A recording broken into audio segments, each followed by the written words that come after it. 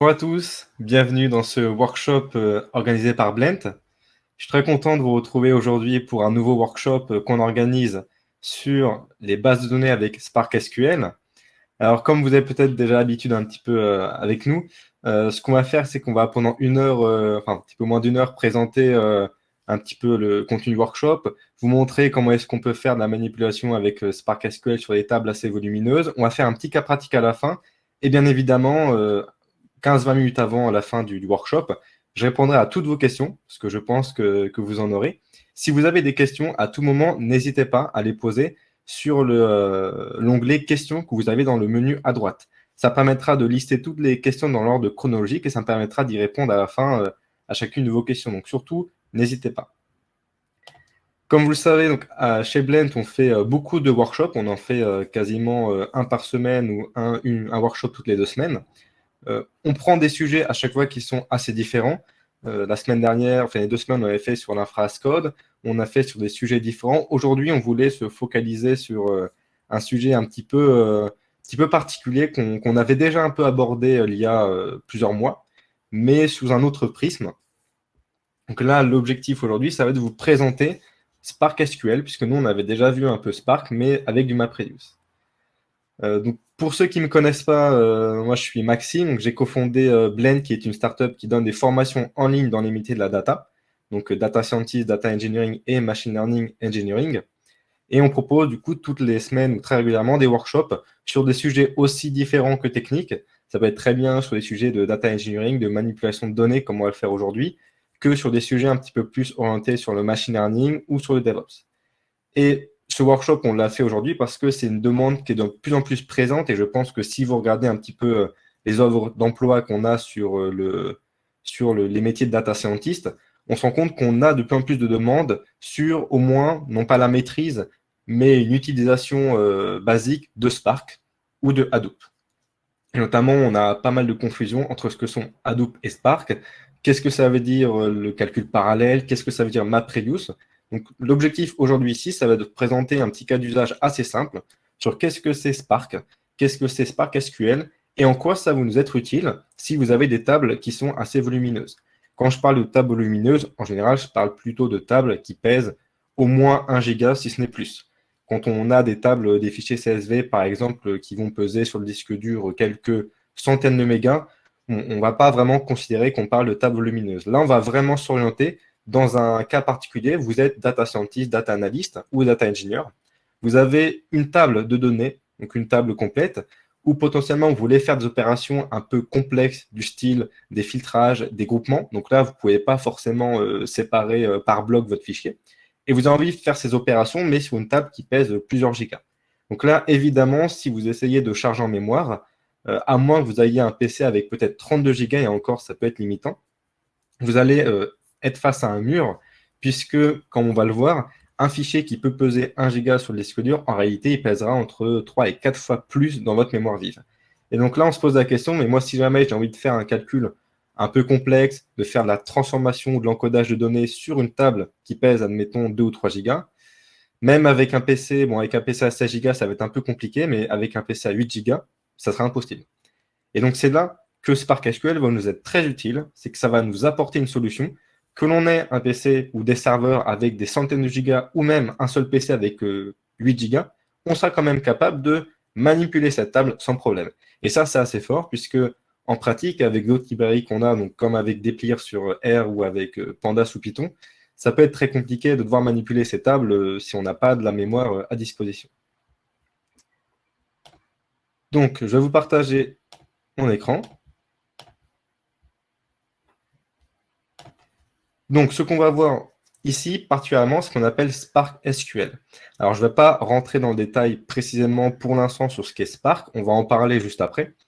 Mais avant d'aborder tout ce sujet, on va déjà bien comprendre pourquoi est-ce qu'on a besoin de Spark SQL. Alors, on va prendre un cas d'usage, et d'ailleurs, ce sera celui qu'on manipulera juste après. On va supposer qu'on a une table de données, donc potentiellement un fichier CSV, qui pèse environ 1 giga sur le disque dur. Donc, on a potentiellement une mémoire vive sur notre ordinateur ou sur notre serveur, avec potentiellement déjà 1 giga de consommé, puisqu'on a par exemple les applications système, les services qui tournent en arrière-plan. Donc là, je souhaite charger ce fichier qui pèse 1 giga. Et là, en fait, le premier problème qu'on a quand on charge ce genre de fichier, c'est qu'en réalité, sur la mémoire vive, un fichier qui pèse 1 giga sur le disque dur va prendre 3 à 4 fois plus d'espace sur la mémoire vive. Donc ça peut paraître assez déroutant. Ça vient du fait qu'on a plein de variables intermédiaires, notamment ceux qui font du C connaissent bien. On a des pointeurs, on a des références, et on a en plus des wrappers, par exemple sous Python R, qui font qu'on n'a pas réellement accès à la donnée, mais on a un système intermédiaire qui nous permet d'accéder facilement à cette donnée. Et donc, toutes ces couches intermédiaires et ces notions de référence et de pointeur, ça va consommer de la mémoire vive. Donc, sur quelques variables, sur des entiers, des booléens, des chaînes de caractères, à petite échelle, ce n'est quasiment rien.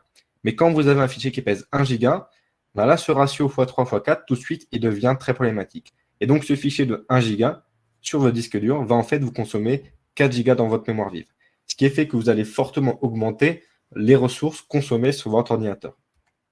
Et si vous allez commencer à faire des calculs, parce que automatiquement, petit à petit, on va chercher à faire des choses différentes, on va commencer à faire des groupements, des filtrages, des mutations de colonnes, bien là, on peut être tenté de faire ce qu'on appelle des manipulations de mémoire sans écrasement.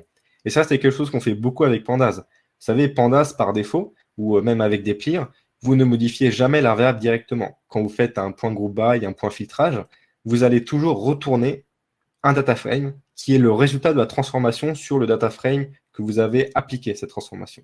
Ce qui fait que vous allez, entre guillemets, dupliquer, même si ce n'est pas exactement ça, vous allez une sorte de copie en mémoire, ce qui fait que plus vous allez faire ce genre d'opération, plus vous allez avoir des data frames qui vont s'accumuler en mémoire. Et à un moment donné, vous allez arriver à une saturation, puisque vous avez beaucoup trop de data frames, et vous ne serez plus capable de pouvoir charger en mémoire. Et là, vous allez avoir les fameuses memory errors qui vont arriver. Au mieux, votre cellule, si vous êtes sur un notebook, va s'arrêter. Au pire, votre notebook en entier va planter. Et donc là, c'est un problématique, parce qu'on va très rapidement être à une limite. On ne va plus pouvoir faire ce genre de calcul. Et donc, c'est là où ça va être intéressant, c'est que l'idée du calcul parallèle au sens général, c'est de profiter de plusieurs serveurs que vous avez justement en parallèle, qui sont indépendants entre eux. Et au lieu d'avoir un serveur avec une limite mémoire fixée, donc de 16 ou de 32 gigas, vous allez prendre autant de serveurs que vous souhaitez en parallèle, comme c'est le cas ici. Chaque serveur aura plus ou moins les mêmes ressources, les mêmes caractéristiques, mais puisque vous allez dupliquer horizontalement ce nombre de serveurs, vous allez multiplier les ressources par le nombre de serveurs. Ce qui fait que plus vous avez des fichiers qui sont conséquents, eh bien plus théoriquement vous pouvez augmenter votre nombre de serveurs, votre nombre de machines, ce qui va au total augmenter la taille disponible en termes de ressources. Et par exemple, un fichier CSV qui pèse 1 giga, vous pouvez l'envoyer sur un serveur, sur un cluster de serveurs, ce qui fait qu'à la fin, vous aurez par exemple un fichier, une table qui ne pèse que 10 mégas suite à un calcul que vous aurez effectué. Et donc, l'objectif du calcul parallèle, c'est vraiment de dispatcher les données sur plusieurs serveurs pour profiter non pas de la mémoire d'un seul ordinateur, mais de tous les ordinateurs. Ça a l'avantage à la fois de ne pas être limité par un seul serveur, ce qui nous permet d'en avoir autant qu'on souhaite, puisque même dans le cloud, déjà, quand vous allez vous orienter vers des serveurs à 100 ou 200 gigas, ça commence à être compliqué à provisionner. Vous avez des systèmes de quotas qui interviennent, et en plus de ça, ça peut commencer à devenir cher. Alors que vous pouvez tout à fait avoir une dizaine de serveurs qui pèsent 12 gigas en parallèle, ça ne posera pas de problème, puisqu'en général, les fournisseurs cloud, ils ont dans leur data center un large pool de ressources pour avoir, par exemple, des machines virtuelles de 8, 12, 16 gigas. Donc là, vous allez avoir le premier avantage, c'est de profiter du cloud et de profiter de toutes les ressources disponibles. Mais en plus de ça, ce qui va être très intéressant, c'est que vous allez être ce qu'on appelle résilient. Donc vous allez être tolérant à la faute, ce qui fait que si vous avez un serveur, par exemple, qui est en échec et qui est donc plante, ce qui peut arriver, le fait d'avoir des serveurs en parallèle va vous permettre d'avoir un système de relais entre les différents serveurs. Et donc, si un des N serveurs se met à ne pas pouvoir continuer son exécution parce qu'il y a un problème, les autres pourront prendre le relais. Donc ça, c'est un deuxième avantage, cette tolérance à la faute qu'on rencontre beaucoup dans des systèmes un peu orientés big data. Et donc, c'est là où c'est la vraie question. Comment est-ce qu'on va pouvoir faire un traitement avec plusieurs calculs en parallèle, plusieurs serveurs en parallèle? Parce que par définition, si on n'envoyait que des morceaux de fichiers, donc on prenait notre fichier, on le découpe en 4 et on envoie les 4 blocs dans chacun de nos serveurs. Alors en théorie, ça pourrait marcher sur des opérations un peu classiques où les lignes sont indépendantes entre elles. Par exemple, je veux modifier juste colonne par colonne en faisant en récupérant l'heure dans une date ou en faisant un calcul mathématique à partir d'autres colonnes. Là, ça fonctionnerait. Mais si je veux des opérations où je crée une relation de dépendance entre mes lignes, donc par exemple, si je fais un group by, qui est sûrement une opération bien connue en SQL, bah là, un group by, ça va être compliqué. Parce que si je dispatche ma donnée sur chacun de mes serveurs, je peux très bien avoir une donnée dans un serveur, une ligne dans un serveur, et une autre dans un autre serveur qui appartient au même groupe. Et donc, comment est-ce que je vais être capable de faire un group by, sachant que potentiellement, je peux mélanger mes groupes dans mes différents serveurs. Et bien, tout ça, c'est un framework, plutôt deux frameworks qui vont nous aider à le faire. Le premier, qui est apparu historiquement avant, c'est Hadoop. En fait, Hadoop, c'était le premier framework, enfin un des premiers frameworks Big Data qui a été codé en Java et qui permettait de faire les premiers calculs parallèles en intégrant divers composants. Par exemple, avec Hadoop, on pouvait faire ce qu'on appelle du MapReduce, c'est-à-dire des patrons d'architecture de calcul distribué. On avait le module HDFS qui nous permet justement de gérer un système de fichiers distribué, ou encore Yarn. Yarn, c'est ce qui nous permet de gérer des serveurs dans un cluster, donc de provisionner les ressources, de faire de la surveillance, de l'administration. Ce qui se passe, c'est que Hadoop, déjà, c'était codé uniquement en Java. Alors, quand on fait des programmes en Python, en R, forcément, il faut automatiquement convertir tous ces programmes en Java. Et le second souci, c'est que Hadoop a été au début un petit peu critiqué parce qu'il manquait certaines fonctionnalités. Notamment, vous l'aurez compris, on ne voit pas SQL apparaître. Et avec Hadoop, on ne pouvait pas faire du SQL. C'est-à-dire qu'on devait coder nous-mêmes, entre guillemets, avec du MapReduce, les opérations de group by, de filtrage, de mutation, ce qui peut être assez compliqué quand sous Pandas, on a l'habitude de manipuler ce genre de données. Et plus récemment est apparu Spark. Donc Spark est apparu après Hadoop. Et ce qu'il faut bien comprendre, c'est pour ça que je le mets de cette manière, c'est qu'en réalité, Spark ce n'est pas un concurrent de Hadoop. Il faut bien comprendre que c'est la même fondation Apache qui a créé les deux frameworks. Mais en réalité, Spark, c'est une surcouche à Hadoop. Et donc Spark vient ajouter de nouvelles fonctionnalités en se basant sur Hadoop. C'est-à-dire que toute la gestion des systèmes de fichiers distribués ou de la gestion des clusters est réutilisée par Spark. Donc Spark ne réinvente pas toute la partie, on va dire, technique, il vient juste apporter de nouvelles fonctionnalités. Déjà, les premières fonctionnalités intéressantes, c'est qu'on a des wrappers. C'est-à-dire qu'avec Spark, on peut l'utiliser aussi bien en Python, en R, qu'en Scala ou en Java. Contrairement à Hadoop, qui ne pouvait être utilisé qu'avec du Java. Donc là, déjà, c'est un des premiers avantages. On va avoir la possibilité de faire avec du PySpark, du RSpark, l'intégration dans nos codes déjà existants. Et les autres avantages, ce sont évidemment les composantes que vient de rajouter Spark, notamment SQL, comme ce qu'on va étudier aujourd'hui, toutes les opérations SQL sur les data frames. On a Spark Streaming qui nous permet de manipuler des données en temps réel, plutôt de faire des transformations en temps réel. MLlib pour le machine learning ou encore Graphics pour la théorie des graphes, quand on veut faire des calculs un peu avancés sur des bases de graphes. Il y a évidemment d'autres avantages, d'autres différences. On ne rentrera pas trop dans le détail parce que ça peut devenir assez technique, mais si on devait résumer concrètement les fonctionnalités qu'apporte Spark, ce sont vraiment ces 4 nouveaux modules et les interfaces avec d'autres langages, dont R et Python, qui sont sûrement les plus utilisés parmi les data scientists. Du coup, on va utiliser Spark pour faire ce calcul. Spark qui se repose sur Hadoop pour faire la gestion des serveurs dans un cluster. Mais donc, comment est-ce que Spark va être capable d'opérer sur plusieurs serveurs qui sont indépendants? Donc, imaginez, on dispose de la table suivante. On a récolté, au cours des N dernières semaines, des informations utilisateurs sur un site e-commerce. Donc, on a, par exemple, plein d'informations d'événements. Est-ce que tel utilisateur a vu tel produit? Est-ce qu'il l'a ajouté au panier? Est-ce qu'il l'a acheté? Etc. Donc, pour chaque événement, on a un identifiant utilisateur. On a une date, la date où l'événement s'est produit, et un identifiant produit. Donc, par exemple, ici, le produit en question, l'article qui a été vu ou qui a été acheté par tel utilisateur. Et donc, nous allons par exemple souhaiter calculer les secondes qui sont associées à chaque date d'événement. Donc, par exemple, je veux savoir quelle est la seconde qui a été calculée, où est survenu cet événement. Donc, là, c'est un cas assez classique où Spark va simplement dispatcher les données sur chacune des serveurs. Il va faire son calcul directement, puisque cette opération, elle ne nécessite pas de dépendance entre les lignes.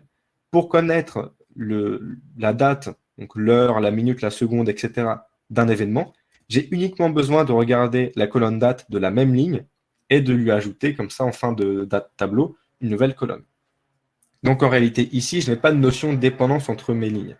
Donc c'est assez facile, et je dirais que même ce mode de fonctionnement peut se faire en local. On n'a en réalité pas forcément besoin de Spark pour le faire, puisque en théorie, ça suffit juste d'attribuer à chaque ligne une fonction, une opération, qui consiste ici à calculer la seconde, et à l'appliquer sur chacune de mes lignes.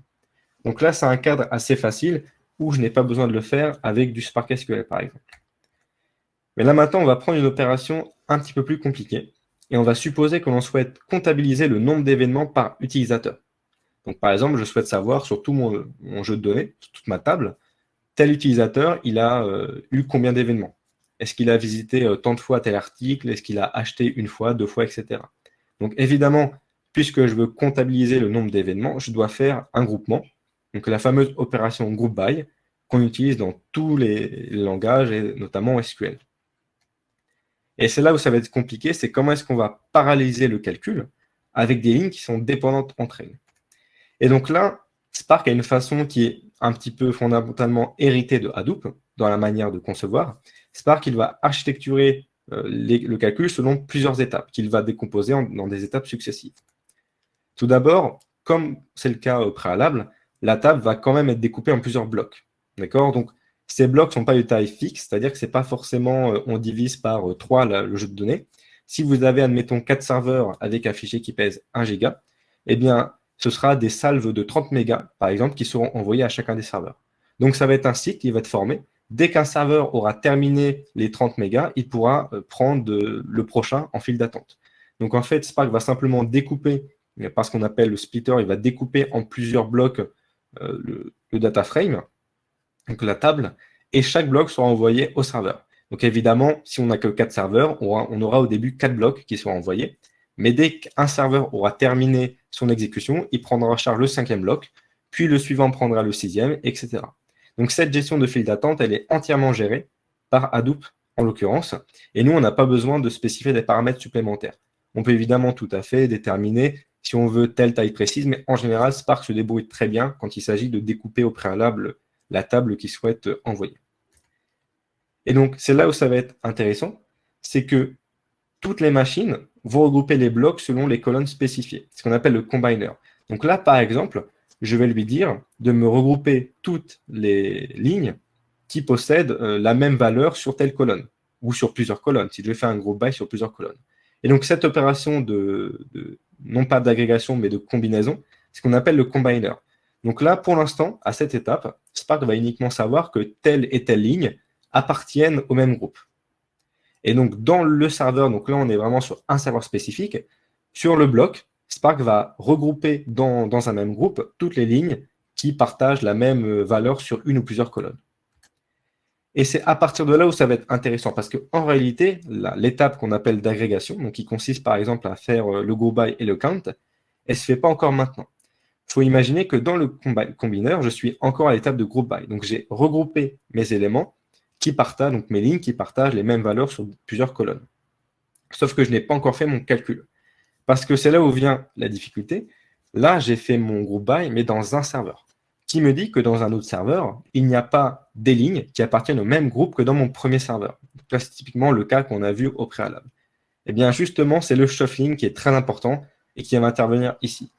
Le shuffling, son objectif, c'est de rapatrier toutes les lignes qui appartiennent au même groupe dans tous les clusters, dans tous les serveurs du cluster.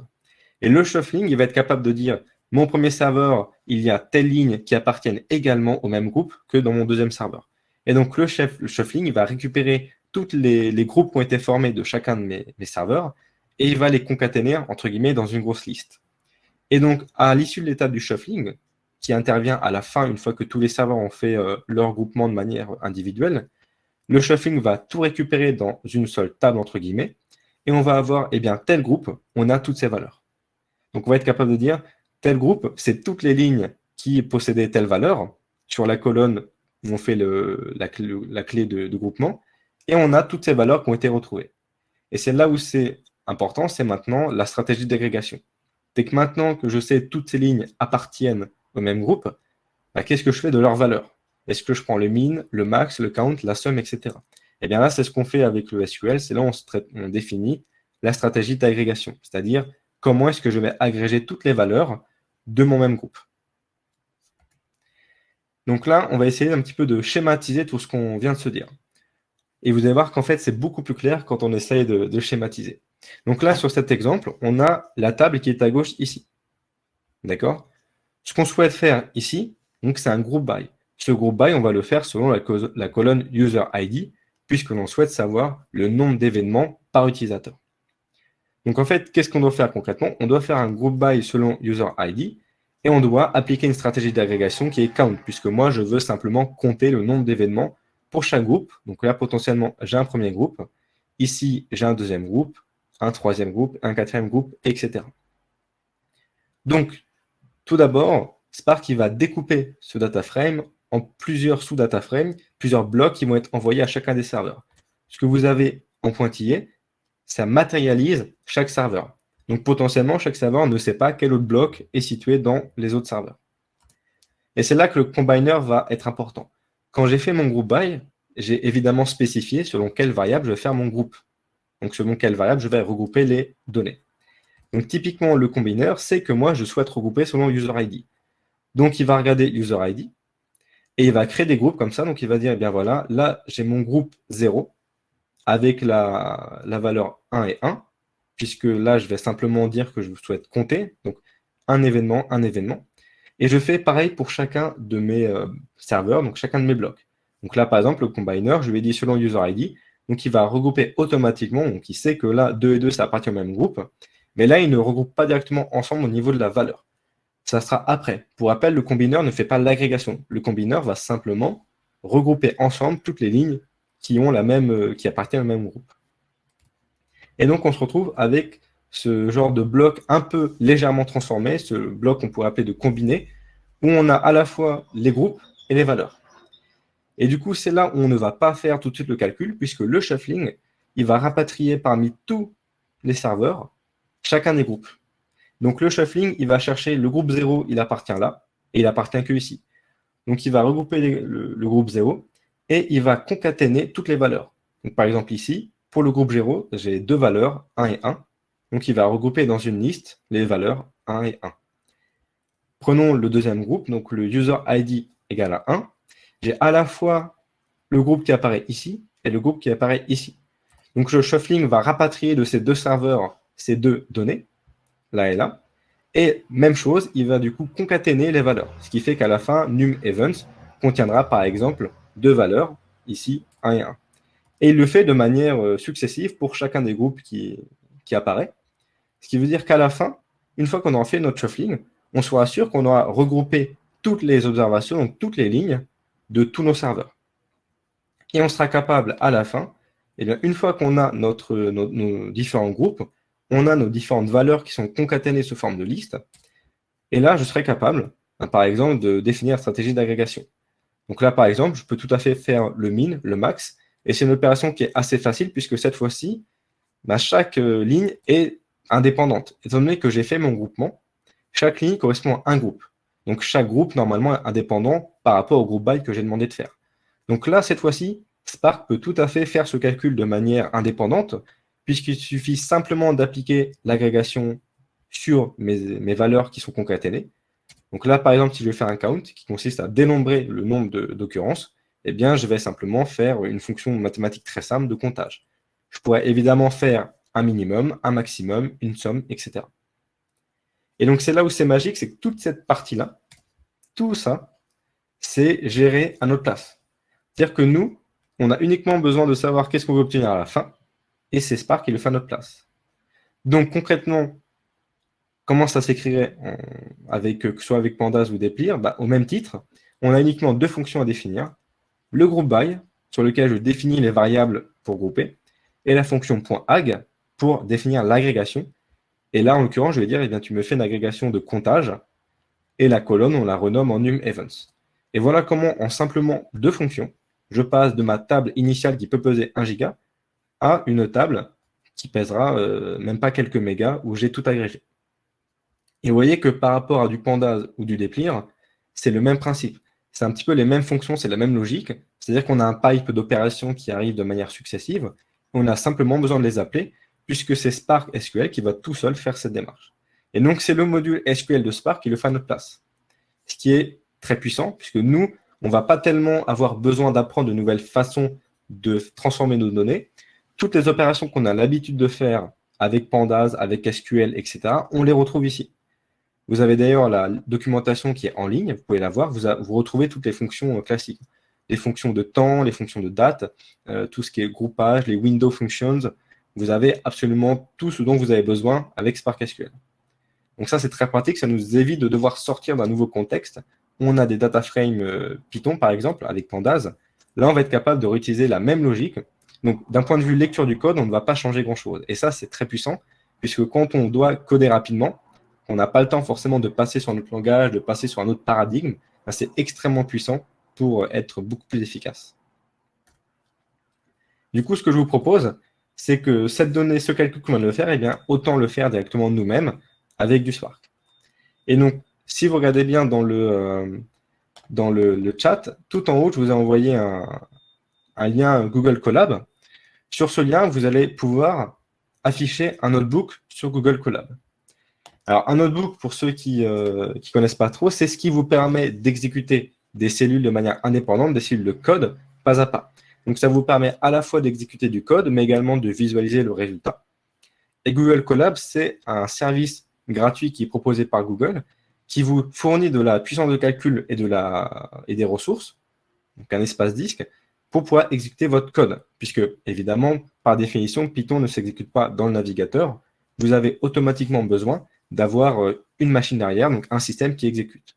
Et Google Colab vous fournit un système, alors qui, pour commencer, est à quelques gigas de RAM et un petit peu d'espace disque, mais plus vous allez utiliser Google Colab, plus il vous proposera de nouvelles ressources.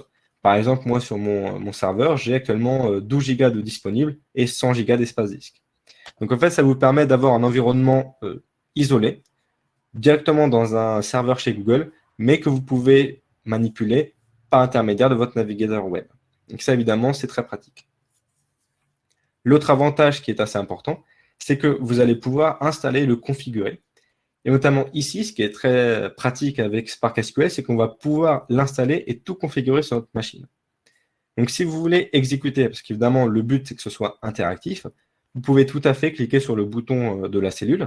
Évidemment, en cliquant sur ce bouton, cela va vous demander de créer une copie, puisqu'actuellement, le fichier que j'ai envoyé, il est en lecture sol sur mon espace Google Drive.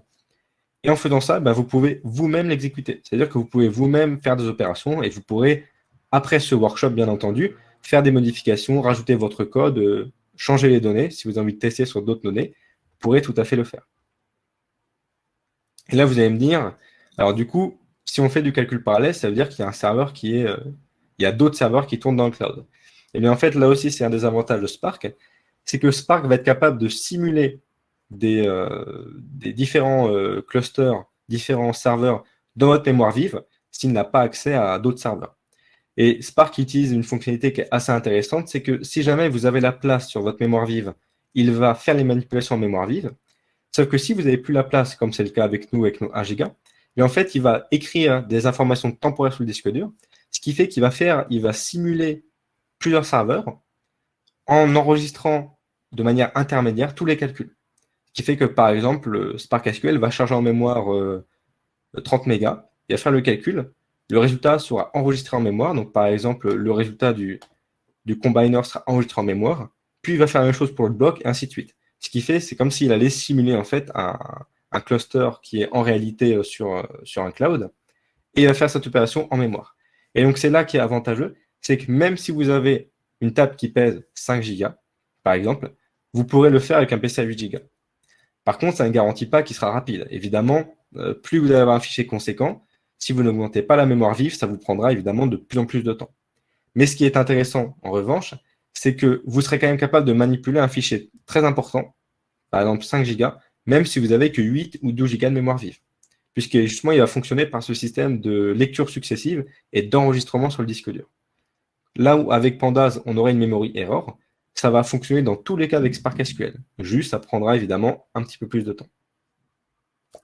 Donc pour lancer ce notebook, on exécute la première cellule. La première cellule, elle va avoir pour objectif, regardez bien, c'est pas mal de commandes Unix, de configurer l'environnement. Notamment, Spark a quand même besoin de Java, et même si vous faites du Python, vous avez quand même besoin d'avoir Java installé, puisque en arrière-plan, c'est un exécutable Java qui tourne avec Spark. Donc vous allez avoir besoin de tout ça. C'est pour cela qu'on installe Java, on installe Spark dans un dossier, et on installe pas mal d'utilitaires pour nous permettre d'intégrer Spark sur Python. Donc une fois qu'on a installé tout ça, ça peut prendre quelques minutes, moi je l'avais déjà exécuté, mais ça peut prendre quelques minutes, on va être capable d'importer toute nos librairies. Alors là, en l'occurrence, il y a déjà un Spark Context qui tourne, donc j'ai une petite erreur. Cette cellule, elle peut s'exécuter, entre guillemets, qu'une seule fois, puisque vous pouvez lancer qu'une exécution de Spark en arrière-plan. Et une fois que vous faites tout ça, ce qu'on va faire ici, simplement, on va définir où sont installés nos différents exécutables, donc à la fois Java et Spark, et l'utilitaire FindSpark, il va faire le travail à notre place, c'est-à-dire qu'il va chercher automatiquement où est installé Spark, où est installé Hadoop, ce qui fait que nous, on a juste besoin de faire le findspark.init, et tout le reste, il est fait à notre place. Donc toute la configuration de recherche des fichiers binaires, de configuration des fichiers de paramètres, c'est fait à notre place. Donc nous, on se concentre uniquement à l'essentiel. Donc je vais redémarrer l'environnement d'exécution pour que vous voyez bien tout ça.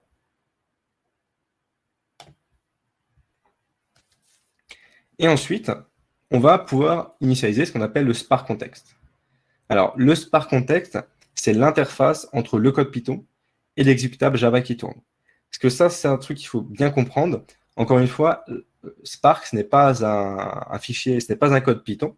Donc en fait, quand j'utilise PySpark, qui est donc la librairie Spark sous Python, en réalité, contrairement à Pandas ou à des librairies comme Deplir, ce n'est pas du code Python qui est exécuté. C'est une instance Java qui est exécutée en arrière-plan sur mon environnement, qui prend le relais et qui fait le calcul en Java.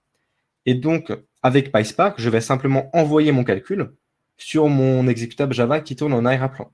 Mais ce n'est pas réellement Python qui fait le calcul. En réalité, c'est Spark qui est en arrière-plan qui fait le calcul. Et c'est là aussi une petite confusion qu'on peut avoir. C'est qu'au début, j'ai parlé de data frame. En réalité, pour Spark, un data frame, ce n'est pas la même chose qu'un data frame sous Pandas.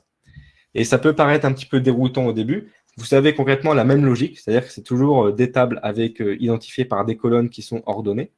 Mais en réalité, informatiquement, un data frame Pandas, ce n'est pas la même chose qu'un data frame Spark.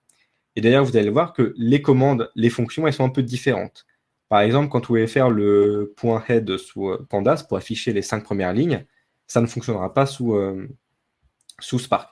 Et donc, on aura besoin, par exemple, de faire ce qu'on appelle le point take ou le point show, qui sont des fonctions différentes.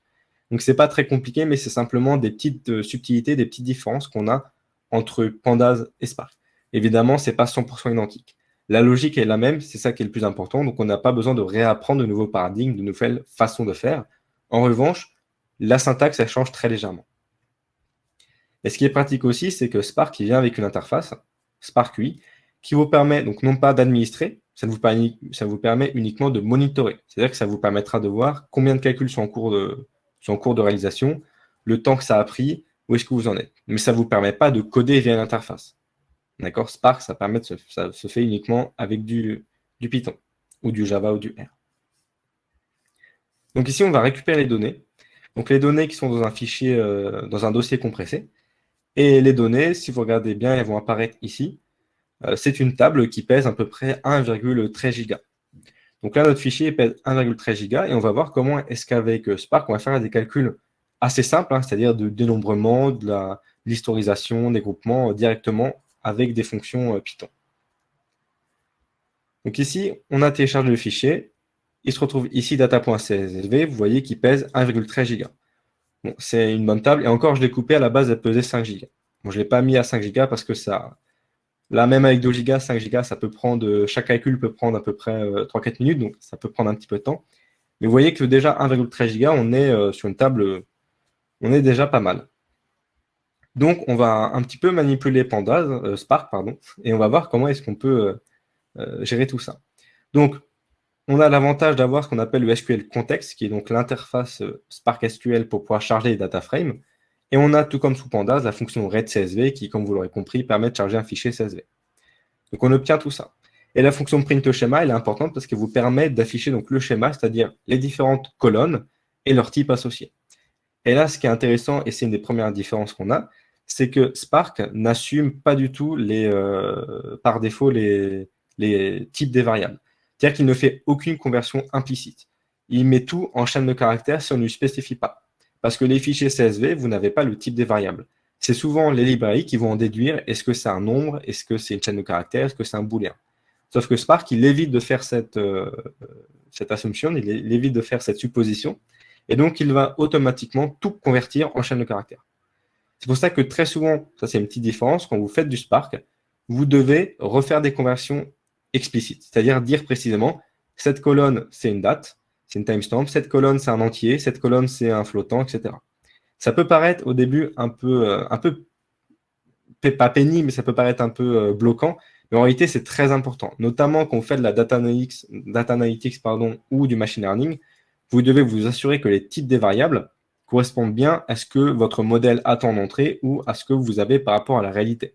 Donc ça peut paraître un peu au début pénible de le faire, mais en réalité, c'est très important puisque ça va vous permettre d'être sûr que vos données respectent un bon schéma. D'ailleurs, c'est pour ça que Spark appelle ça le print schéma, puisque le schéma, c'est simplement à la fois les colonnes et les types qui sont associés. Et ça, c'est très important parce que quand vous faites du big data, par exemple, quand vous faites des transferts de données microservices, vous devez vous assurer que les types des différentes variables sont respectés. Et donc là, on a la fonction show, qui est l'équivalent de la fonction .add sous pandas, qui va vous afficher les 20 premières lignes. Et donc là, ça ressemble un petit peu à ce qu'on avait vu dans les slides. Vous avez un peu plus de colonnes. Vous avez event time, ça c'est la date de l'événement, le type, le produit, la catégorie, la marque, le prix également, l'identifiant utilisateur et la session utilisateur. Donc tout ça, c'est des événements qui ont été récupérés sur un site e-commerce. Vous voyez que par seconde, des fois, vous avez plusieurs événements. Donc là, vous avez par exemple à minuit pile, le 1er octobre 2019, vous avez eu un événement de type vue sur tel article, telle catégorie, dont l'article coûtait tant, pour tel utilisateur, etc. Donc là, vous avez tous les événements. Si on s'amuse un petit peu à compter tous ces événements, en réalité, on va en avoir un peu plus de 8 millions. D'accord ? Pour information, tous ces événements, ça concerne à peu près un historique de 7 jours, plus ou moins. Donc, vous avez sur 7 jours, au total, vous avez eu 8 millions d'événements qui sont survenus, à la fois des vues, donc des pages web qui ont été vues sur des articles, des ajouts au panier ou des paiements. Et du coup, nous, ce qu'on va essayer de faire, c'est qu'on va reproduire le fameux code qu'on avait, entre guillemets, l'opération qu'on voulait faire ici, c'est-à-dire de faire le fameux group by, c'est-à-dire comptabiliser combien il y a d'événements par utilisateur. Et bien là, comme c'est écrit dans les slides, c'est assez rapide à faire. Vous faites simplement un group by selon votre variable. Là, simplement le nom échange. Vous faites un point ag pour dire que vous avez agrégé. Et là, ce qui est pratique, c'est que vous pouvez définir toutes les manières d'agréger. Vous pouvez faire une colonne, et vous pouvez très bien dire une deuxième colonne où vous faites la somme, par exemple, de telle autre colonne, etc. Là, vous allez définir en fait le résultat de l'agrégation. Et si on exécute tout ça, eh bien, on obtient ce data frame. Donc là, vous voyez que ce calcul qui au final pouvait être assez compliqué, on l'a fait en 23 secondes avec Spark. Avec Pandas, on aurait mis déjà un peu plus de temps et on aurait pu potentiellement avoir des problèmes de mémoire. Puisque là, Pandas, ça aurait mis beaucoup plus de temps. Et ça aurait été d'ailleurs très limitant, on n'aurait pas pu. Donc là, on a réussi avec, vous voyez, très peu d'efforts. Au final, on n'a fait que 2 fonctions, un group by et un ag. On a fait une opération qu'on pourrait tout à fait le faire avec du Pandas sur des plus petits jeux de données. Et au final, on a à la fin data frame, où on a chaque utilisateur et son nombre d'événements. Donc ça, c'est extrêmement puissant. Et c'est ce qui permet en fait de faire des opérations que vous ayez 1 giga, 10 ou même 100 gigas. Demain, prenons le cas extrême, vous avez 1 teraoctet de données. Le code sera le même. Évidemment, la durée ne sera pas la même et vous aurez peut-être besoin d'avoir des serveurs cette fois-ci et un cluster, mais le code ne changera pas. Et ça, c'est pratique puisque vous allez pouvoir adapter le même code, appliquer le même code, quelle que soit la taille de vos jeux de données. Ça, c'est un problème qu'on avait aussi avant, c'est qu'en fonction de la taille de vos jeux de données, par exemple avec Hadoop, vous deviez faire un tel code si vous avez par exemple 10 gigas, mais si vous avez 100 mégas, ce même code pour le jeu de données qui pèse 10 gigas, il va être pas du tout efficace, il va prendre beaucoup plus de temps que si vous le faisiez d'une autre manière. Donc en fait, historiquement, vous étiez obligé de faire, pas plusieurs codes, mais de faire plusieurs petites exceptions en fonction de la taille des données. Là, ce qui est pratique avec Spark SQL, c'est que le code sera le même, juste le temps va être différent. Parce qu'évidemment, le temps va dépendre de la taille de votre jeu de données. Mais le code que vous allez appliquer sera le même. Et ça, encore une fois, c'est extrêmement pratique. On évite toutes les exceptions, toutes les codes sur mesure qu'on doit mettre dans les programmes. Alors, un autre exemple un peu plus compliqué, mais si vous regardez, c'est un peu la même façon de faire, c'est-à-dire qu'on met un pipe, on va faire plusieurs opérations de manière successive.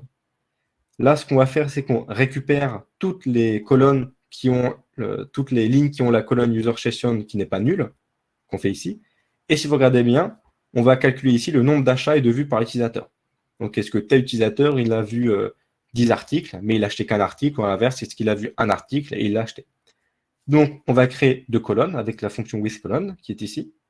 On spécifie le nom de la colonne et la valeur qu'on va appliquer dans la colonne.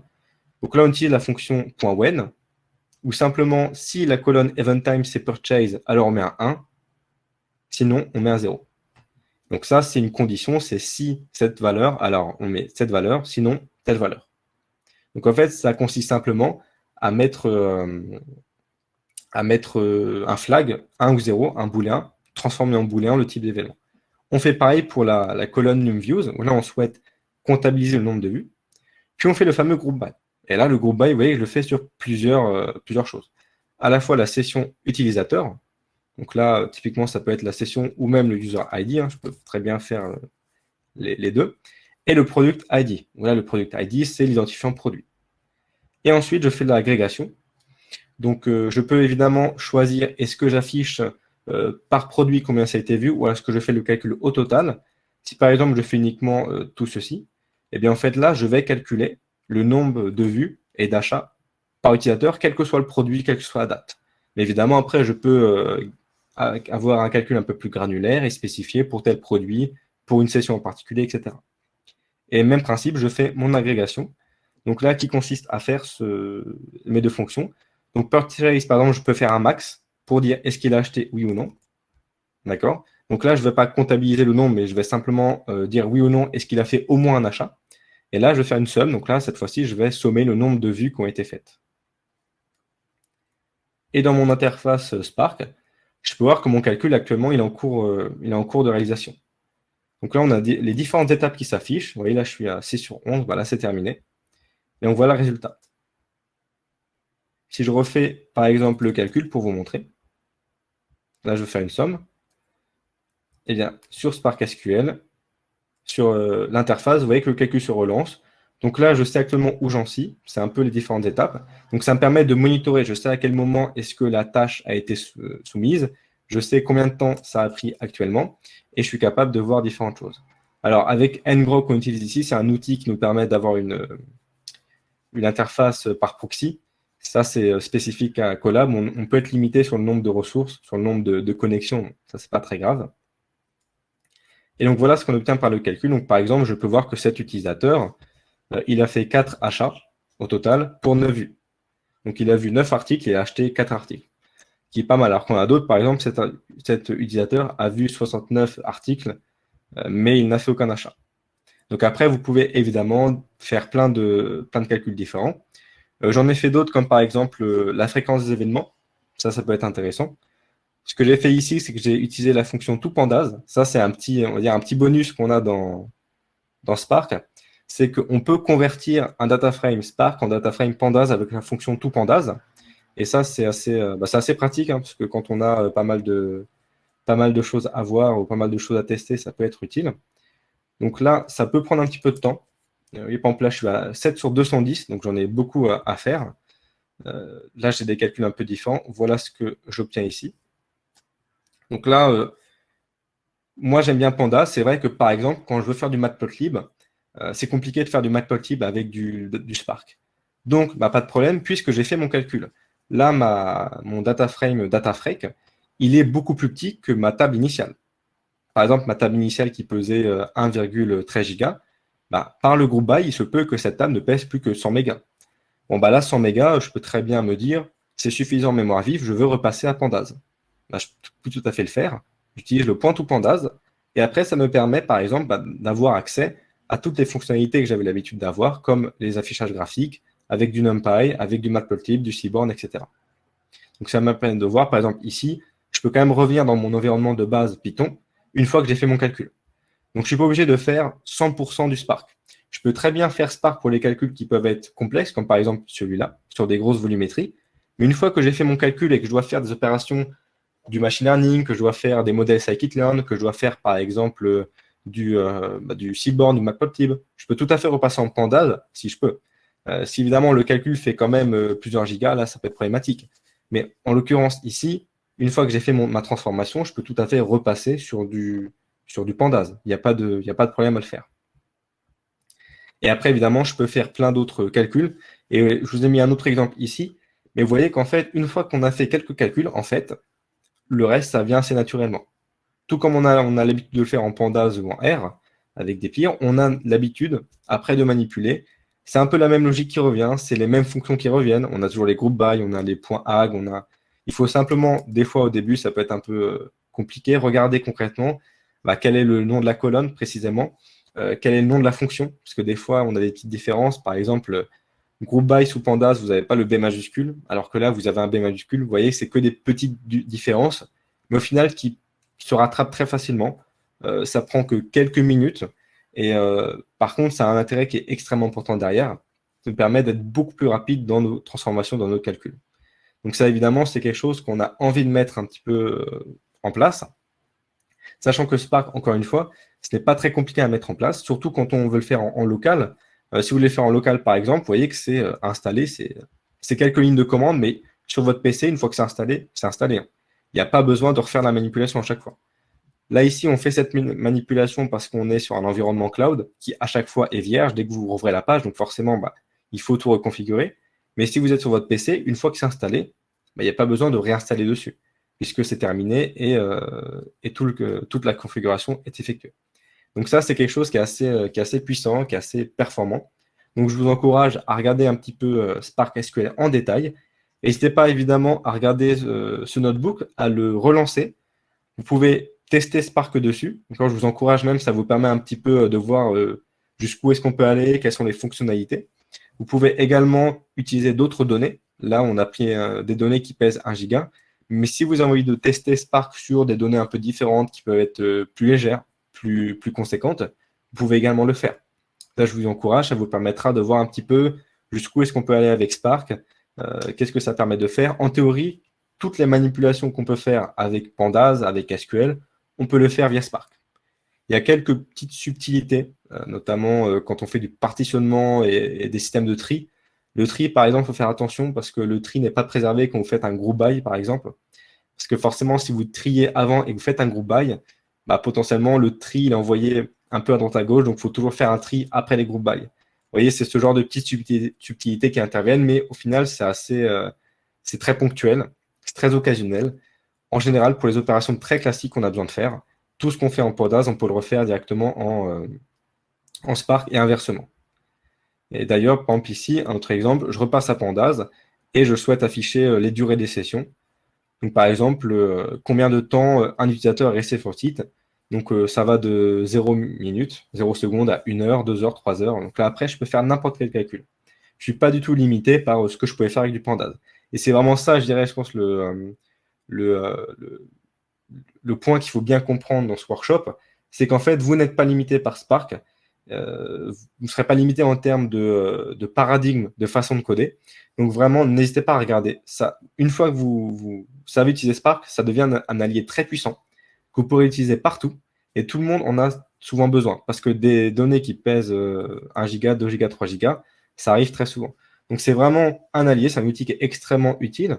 Alors c'est pas le seul, on a peut-être parlé de Dask par exemple, mais l'avantage de Spark, c'est que pour le coup, c'est très connu dans le monde d'entreprise et notamment par toutes les personnes qui ne sont pas forcément data analyst ou data scientist. Spark, c'est quelque chose que vous retrouverez également dans les infra-cloud, dans les DevOps, parce que c'est quelque chose qui est assez connu et qui n'est pas réservé aux analystes de données. Ça fait la transformation à grande échelle. Donc c'est pour ça que c'est vraiment un bon outil, c'est un bon framework et je vous conseille fortement d'essayer de, pas forcément être un expert, mais au moins de manipuler un petit peu. Vous allez voir qu'une fois qu'on a compris, après Spark SQL, je ne dirais pas que ça devient facile, mais ça se fait naturellement. Et là, on a vraiment une palette d'outils complète. On a à la fois Pandas ou R ou Deplir pour les données petite, entre guillemets, inférieure à 1 giga. Et dès qu'on veut scaler, dès qu'on veut avoir des données de plus en plus conséquentes, là, on peut aller beaucoup plus loin. Là, on peut commencer à avoir des choses un peu plus conséquentes. Ah, merci beaucoup. Merci beaucoup pour ce workshop. Je vois qu'il y a eu quelques petites questions. J'espère que ça vous a apporté quelques réponses. Ça vous a en tout cas donné quelques idées sur comment fonctionne un petit peu Spark SQL. Et vraiment, encore une fois, l'objectif, c'est de vous montrer que Spark SQL, ça ne demande pas d'apprendre beaucoup de choses en amont. Ça se fait assez naturellement quand on prend le temps. Donc vraiment, n'hésitez pas. Moi, je vous encourage à regarder. Spark SQL, c'est très performant, très puissant dès que vous l'avez en main. Et en plus, c'est vrai que c'est assez demandé. Alors oui, il y aura des replays pour les vidéos précédentes. D'ailleurs, elles sont sur le site. Donc si vous voulez les replays, surtout, n'hésitez pas à visiter le site. Vous allez sur le blog et vous aurez accès à tous nos replays. Donc ceux qu'on a fait depuis septembre, octobre, un petit peu près. Donc surtout, n'hésitez pas. Comment se distinguer dans une candidature data pour inciter le recruteur à prendre contact avec vous? Alors ça, après, c'est un peu général, mais je dirais que vous soyez data scientist, data engineer, machine learning engineer, ce qui est important, c'est votre portfolio. Aujourd'hui, vous ne pouvez plus uniquement dire « je sais faire tel ou tel algorithme, je sais faire tel ou tel techno ». Aujourd'hui, vous devez commencer à montrer que vous avez appliqué ces technologies, pas forcément en entreprise, parce qu'on ne peut pas toujours le faire, mais sur des projets personnels. Par exemple, Kaggle, c'est un exemple, même si le problème de Kaggle, c'est que ce n'est pas du tout guidé, donc ça peut être un peu compliqué au début. Ce qui est important, c'est de montrer ce que vous avez fait en pratique.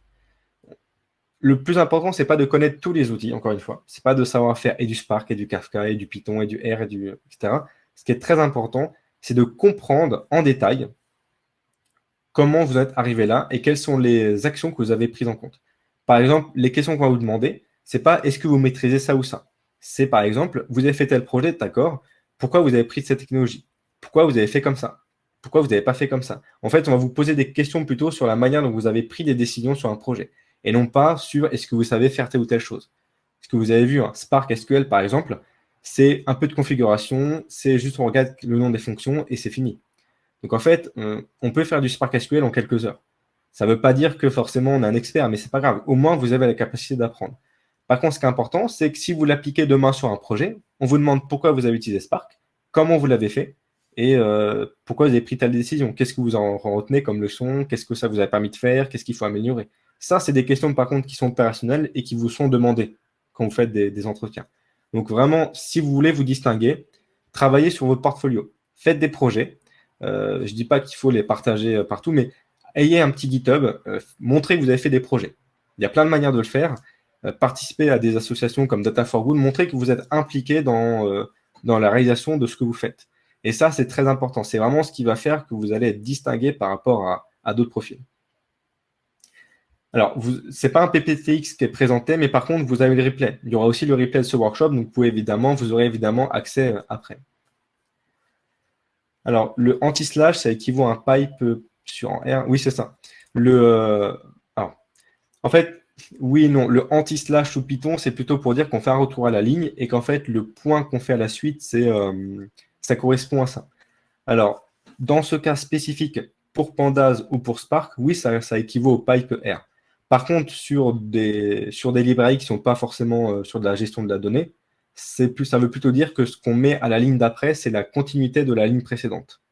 Donc, ça équivaut au pipe sous R dans le cas de Spark ou de Pandas, mais de manière générale sous Python, quand on met un anti-slash, ce n'est pas toujours le cas. Ça veut simplement dire que c'est un retour à la ligne. Alors, est-ce que vous pourriez parler rapidement de Kudu et ses avantages différents avec Spark? Alors, Kudu, je ne connais pas. Malheureusement, je ne pourrais pas vous donner plus de détails. Je peux vous dire par rapport à Dask, par exemple, qui est un peu utilisé en Python, qui est un peu utilisé, oui, sous Python. Pour ceux qui connaissent un peu, donc Dask, c'est ce qui vous permet de paralléliser aussi des calculs, mais avec Pandas. Là où Spark, par exemple, ce n'est que du Java, donc c'est que du Spark. Hein. Dask, c'est ce qui vous permet de faire du parallèle avec des data frames Pandas. Je dirais que l'avantage de Dask, c'est que c'est fait en Python. Donc, en fait, vous manipulez réellement du Python. Donc, pour ça, il n'y a pas de... C'est pas comme Spark où, en fait, vous passez en fait un data frame en Java qui est transformé, etc. Avec Dask, vous êtes réellement sur du Python natif. Ça peut avoir des avantages, mais l'inconvénient, je dirais, c'est que Dask, c'est moins clé en main parce que si vous regardez bien tous les fournisseurs cloud, que ce soit Google, Microsoft, Amazon et bien d'autres, ils vous permettent de provisionner des clusters Hadoop Spark déjà installés. Et même les entreprises connaissent plus Spark parce que Spark et Hadoop, c'est plus général, c'est pas que du Python. Vous pouvez le faire avec n'importe quel langage en théorie. Du coup, c'est vrai que l'avantage avec Spark, c'est que vous avez plus de chances d'avoir du monde qui parle le Spark que du Dask. Dask, vous êtes vraiment limité à Python. Donc, vous ne pouvez pas faire de R. Et c'est vrai que souvent en entreprise, ce n'est pas que forcément les contraintes techniques, c'est aussi les contraintes un petit peu de mise à jour, de sécurité, mais aussi de fiabilité de l'outil qu'on utilise. C'est aussi pour ça que des fois, on a des grandes entreprises qui payent des licences des millions d'euros par an, parce que derrière, il y a la sécurité.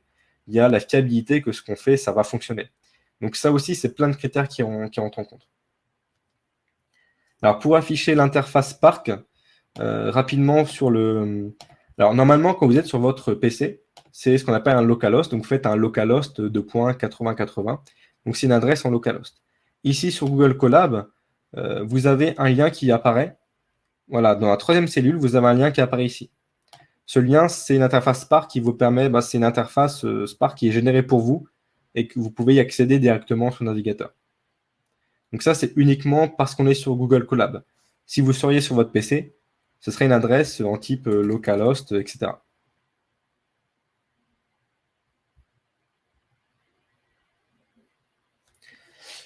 Alors, pour la petite erreur list index out of range, ça, je vais regarder la cellule numéro 2. C'est assez bizarre parce que normalement, on a tous du Python. Alors ça, je ne pourrais pas dire en détail parce que là, après, c'est peut-être les configurations de Google qui changent de manière précise.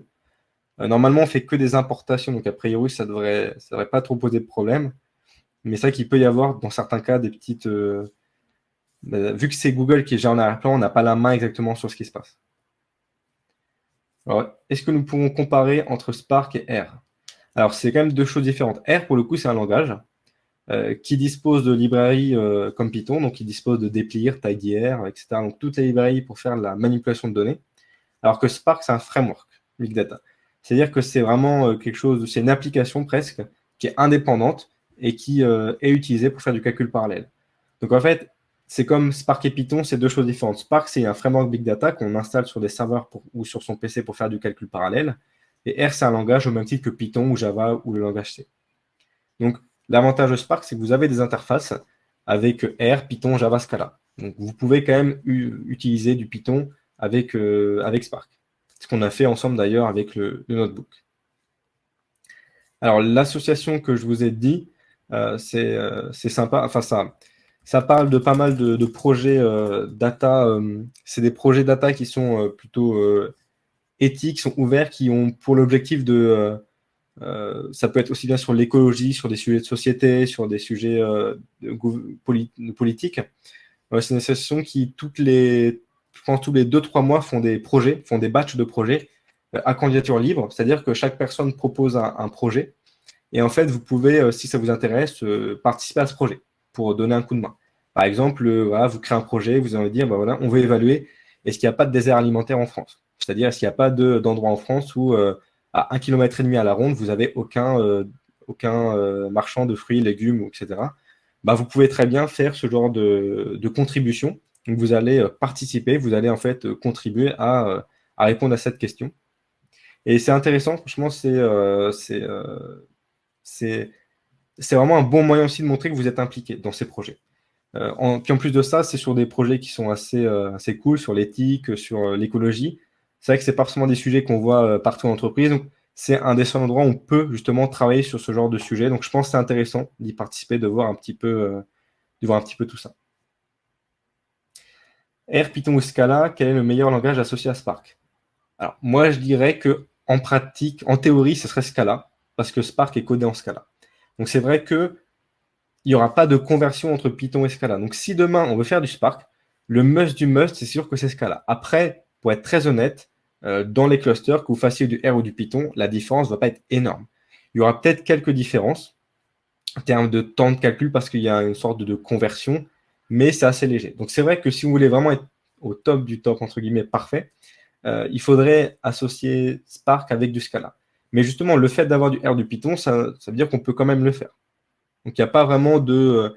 C'est juste que c'est comme par exemple si demain vous faites du Pandas ou un autre langage, il vaut mieux le faire dans le langage où ça a été codé, parce que là, vous avez directement, vous profitez au maximum des ressources. Et j'ai un fichier de 1,83 giga que je dois traiter avec des étudiants, Spark or not Spark. C'est une bonne question. Moi, je dirais que tu fais du Pandas, tu fais un RAID CSV, et si ça marche pas, tu as la réponse. Mais je pense que 1,83 giga, quand même, c'est assez conséquent. Faut avoir un PC à 16 gigas. Et Spark, Pandas va avoir un peu de mal. Je pense que ça peut le faire, mais il faut avoir des bons PC, quoi. Avec 1,83 gigas, moi je sais que par exemple, quand j'étais entreprise, j'avais dû charger un fichier qui pesait aux alentours de 1,5 gigas. Moi sur mon PC, j'avais 8 gigas, ça passait pas. Donc j'ai dû me connecter à une machine virtuelle pour charger en mémoire et cette machine possédait 16 gigas. Donc en fait, par exemple, pour le fichier qui pesait 1,5 giga, je sais que 8 gigas ne suffisait pas. Parce qu'en plus, j'avais le système et RStudio qui tournait, donc RStudio qui prend aussi 2 gigas. Donc j'avais besoin en fait d'avoir un autre PC. Donc je me connectais à distance à un autre PC qui lui avait 16 gigas. Donc là, je dirais avoir, mais c'est vrai que 1,83 gigas, il faut avoir au moins 16 gigas devant soi. Sinon, ça peut être compliqué, je pense, avec 8 gigas. Super, écoutez, c'est parfait, on a fait pile 1 heure. Écoutez, je vous remercie beaucoup pour tout ça. Je vous remercie beaucoup pour ce workshop. Si jamais vous avez envie de manipuler de votre côté, de retester, surtout évidemment, n'hésitez pas. Vous avez tout à fait le replay qui va être disponible dans quelques heures. Le notebook que je vous ai partagé, il est disponible à n'importe quel moment. D'accord? C'est-à-dire que vous pouvez réutiliser demain, après-demain, dans un mois. Bon, je ne compte pas le supprimer dans l'immédiat, donc vous pouvez le réutiliser à tout moment. Et n'hésitez pas évidemment à nous suivre. On fait pas mal de workshops. Pour information, il y en aura un dans 2 semaines avec une personne très très connue dans le milieu qui va venir. Je tease un petit peu. Donc n'hésitez pas à nous suivre sur les réseaux. On va continuer forcément à faire des workshops, à proposer de nouveaux contenus. N'hésitez pas à nous suivre sur les réseaux. Et je vous souhaite à tous une très bonne journée et qu'on se retrouvera très bientôt. Au revoir à tout le monde. Bonne journée.